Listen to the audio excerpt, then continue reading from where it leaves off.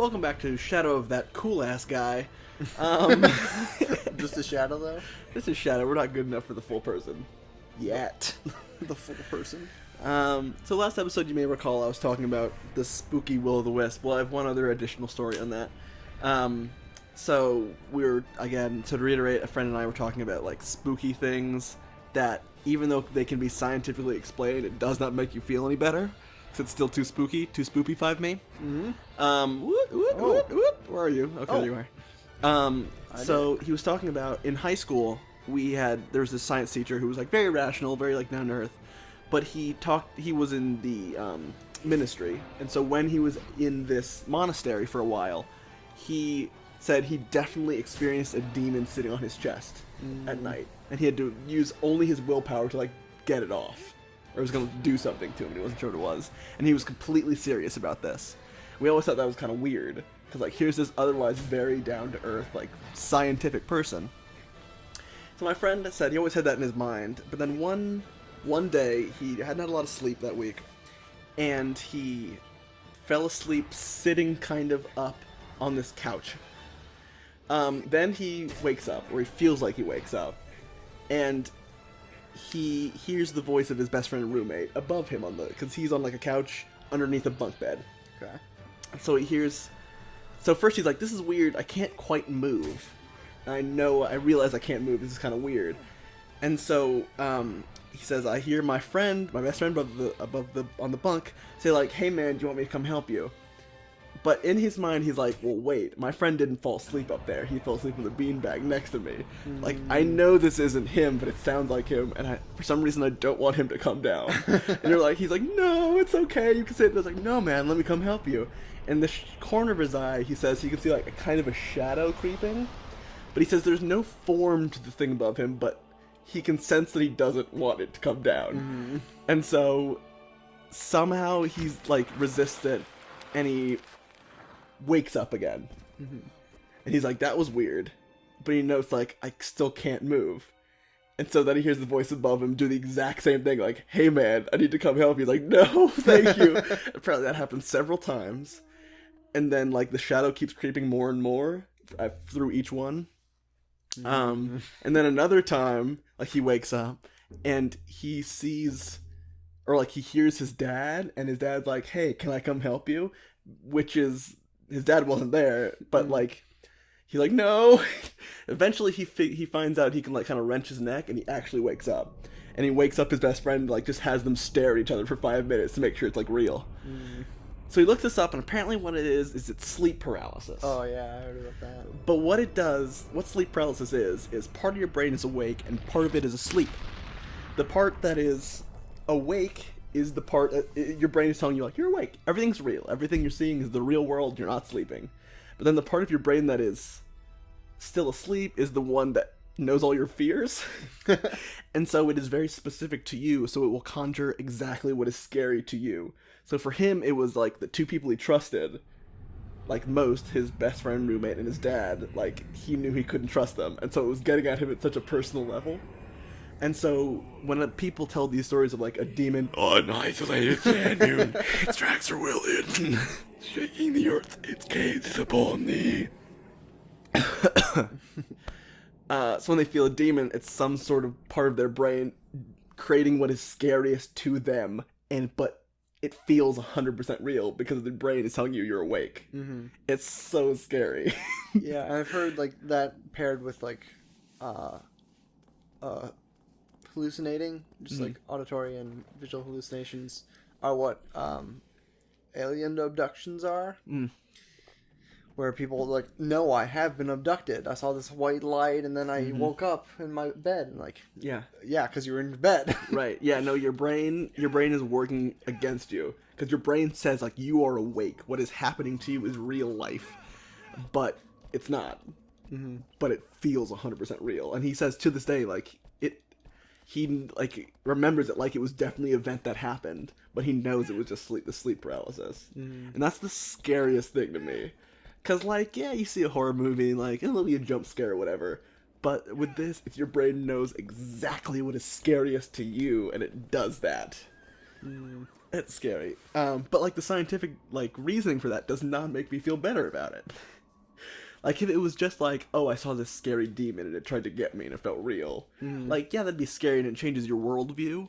But like you just accept that. But when you know it's your brain working against you, like you cannot trust your brain ever again at some capacity. Right?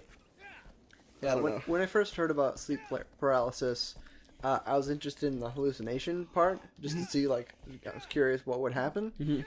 And apparently there's a technique to force sleep paralysis. And I tried it, and I didn't get the paralysis so much, but...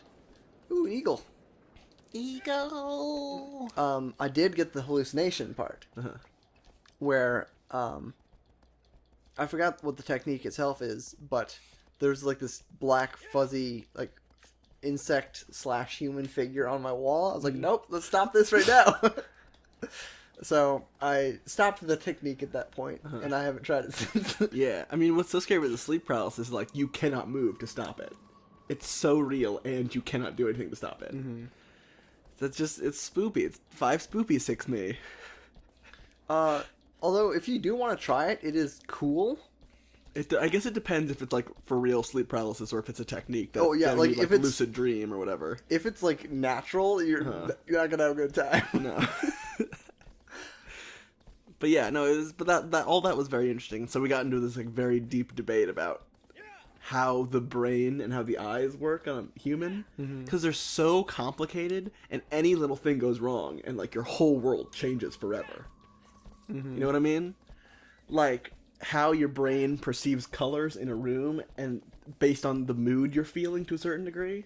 So like we were in a restaurant. When we got there, the lights seemed bright and all that. But then we got into this conversation of, like, spooky things. And then, like, I noticed that the room tone seemed darker. But it was not actually darker. It was just how I was perceiving the world based on how my brain was feeling at that moment. You know what I mean? It's all very interesting to me.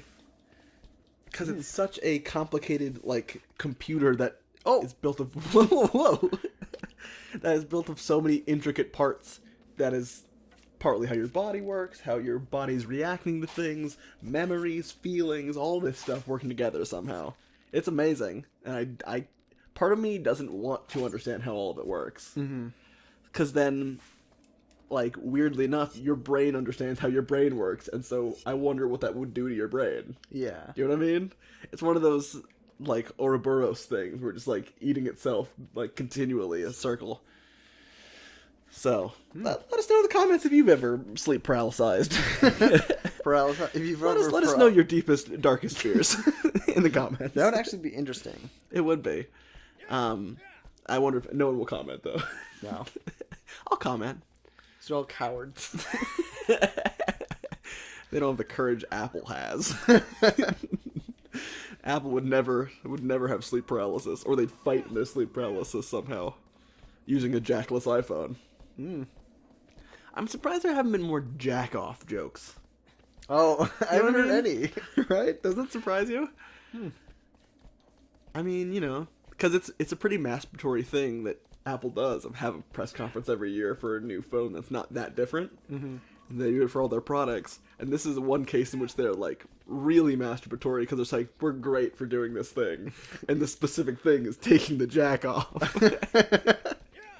Yeah, okay. Like, frankly, I expect better of our Facebook outlets and Twitter jokes and all that stuff. Is this the new place? A nude place? Is this the nude place? Oh, launched. So last time you beat that, like, armadillo boss, right? Yes. I was thinking about Will of the Wisp. So well, I mean, I started to beat it, and I beat it at the beginning of this episode. Okay. Got him. Yeah, what's scary about Will of the Wisp, too, is in Louisiana, they bury all their dead above ground or in like tombs because it's so far beneath sea level. Okay. And so if there's flooding, like, they just have bodies everywhere if they were in the ground because it's so low down. But in the cases of like Katrina and I assume after this most recent flooding, they're gonna like find bodies in scary places. And so what would happen before after Katrina is they'd like see a will-o'-the-wisp in somewhere really scary And that's how they'd know where, like, a body somehow got there. Like, under buildings, and so one would, like, appear through the floorboards. Oh. Yeah, real spoopy. Probably should have saved this talk for Halloween episodes, but... Oh, well, it's probably going to be around Halloween. When just this watch comes this on Halloween. out. Rewatch it. Rewatch this one, and the last one. And share it with all your friends. like, comment, sub for sub. Not sub for sub, but just sub. We won't sub back. We will not sub you back, no matter who you are. If you are... Unless you're a celebrity, in which case, maybe. No. If anything, I'll dox them. Dox them. Yeah, you sub for dox? Sub for docs. It's for boats. As in, like, we'll subscribe if you're a doctor of some kind. Or, like, if you build docks as your profession. Yes. If you're a Which dock is worker. much less impressive. I mean, you know. But equally valuable. Absolutely. I mean, yes, doctors keep us alive, but dock workers keep our boats afloat. Oh, I spilled milk all over myself at some point. I don't even remember that happening. Well, Ooh. it's so spoopy, we should go right to our sponsor.